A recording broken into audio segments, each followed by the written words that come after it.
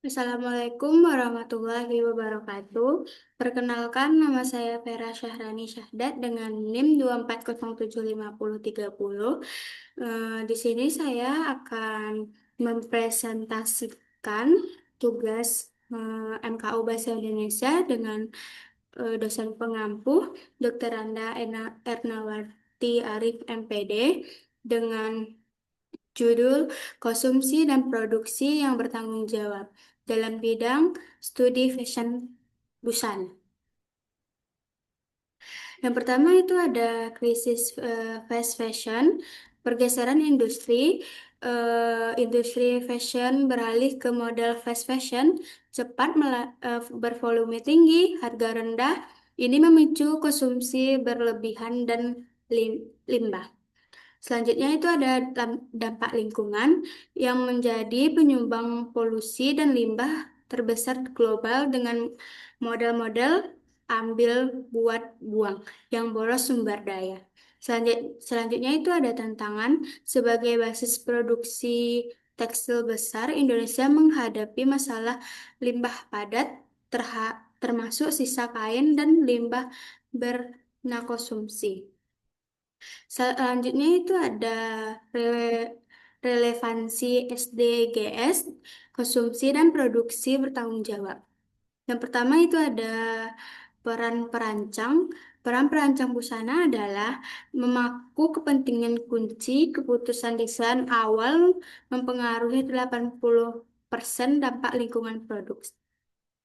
Yang kedua ada ekonomi sirkular, transisi dari model linear ke sirkular menuntut perancang mengadopsi prinsip daur ulang dan upcycling. Selanjutnya itu ada pengembangan produksi dari limbah dan teknik zero paste bertanding mendukung sustainable fashion. Berikutnya itu ada tujuan penulisan artikel ini. Yang pertama, peran katalisator, penganalisis peran perancang busana sebagai katalisator perubahan menuju ekonomi sirkular. Selanjutnya ada inovasi berkelanjutan. Mengaji model desain berkelanjutan di Indonesia dan kerangka konseptual. Mengembangkan kerangka kolaborasi etis antara perancang, produsen, dan konsumen untuk SDGs 12.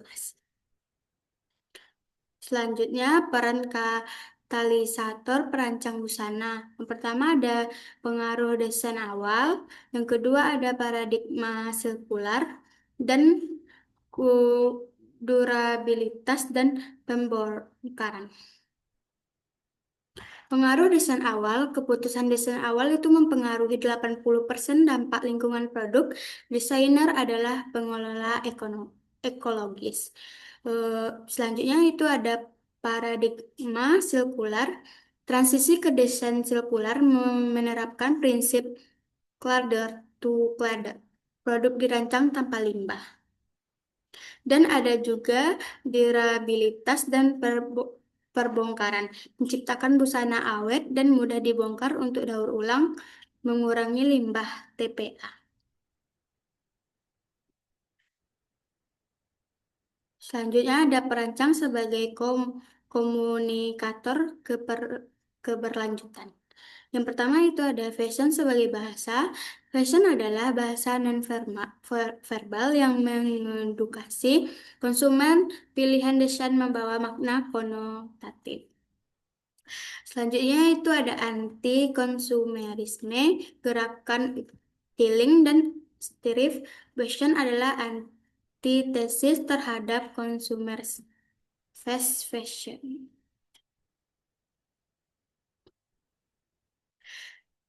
Selanjutnya itu ada edukasi konsumen. Perubahan ke slow fashion menuntut edukasi ulang konsumen untuk menghargai kualitas dan etika produksi.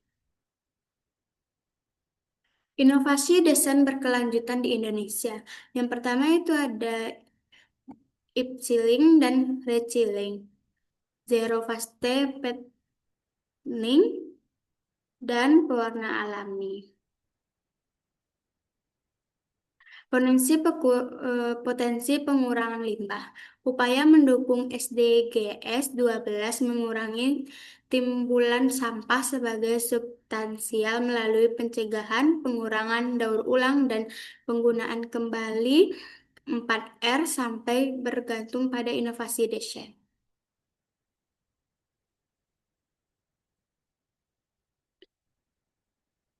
Yang pertama, selanjutnya itu ada kerangka konseptual rantai pasokan beretika dan transparan.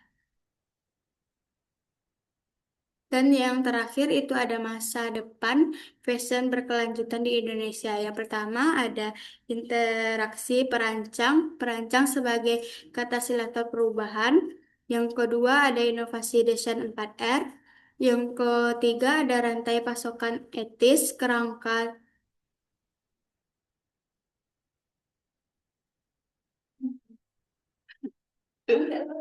Hah?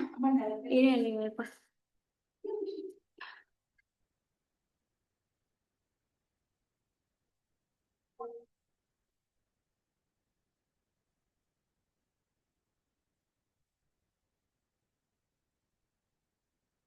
Yang ketiga itu ada rantai pasokan etis, yang keempat transparansi, eh, keterlacakan produk dari hulu ke hilir, dan kelima ada dukungan kebijakan.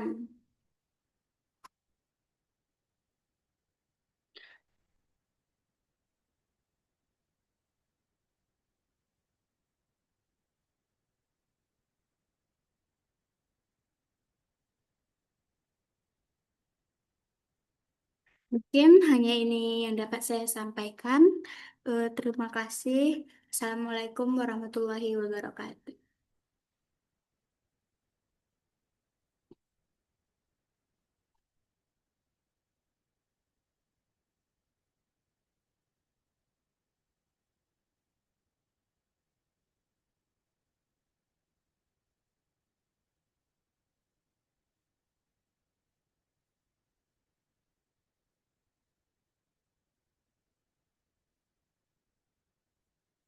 Udah. Entah apa yang kau omongin, nggak tahu. Gak mau lah. Apa di mana ini? Mana? Mana? Nih. Mm-mm.